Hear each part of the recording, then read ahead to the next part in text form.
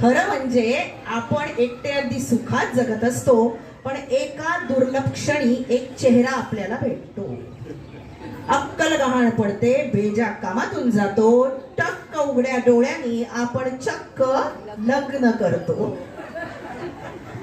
त्या चेहऱ्याचं असली रूप मग आपल्याला समजतं आणि बायको नावाचं एक वेगळंच प्रकरण आपल्या पुढे येतं. आता हसताय, आल्या असतील वहिनी तर बघा. हा दारुण मनोभंग अगदी झालाच पाहिजे का? हा दारुण मनोभंग अगदी झालाच पाहिजे का? आणि सगळ्या मुलींचं लग्नानंतर हे असंच होतं का? आपण कविता वाचू लागतो आणि तिला फोडणी सुचते. शुभ्र टिपूर चांदण्यात ती चक्क जांभई देते.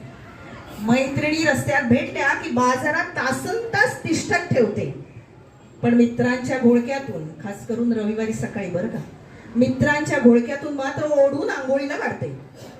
कालीज नावाचा जिन्नसच तिचा ऍबसेंट असतो का? पण बायको फार चांगली बरं का. बायको फार चांगली जेव्हा ती मैत्रीण असते, आणि मैत्रीण तर फारच चांगली. काय कुलकर्णी? कारण ती बायको नसते. प्रत्येक पुरुषाला या सत्याचा साक्षात्कार होतो, फक्त हा बोध त्याला जरा उशिरा होतो. अपवाद म्हणून सुद्धा याला अपवाद नसतो का? अपवाद म्हणून सुद्धा याला अपवाद नसतो का? आणि सगळ्या मुलींचं लग्नानंतर हे असंच होतं का?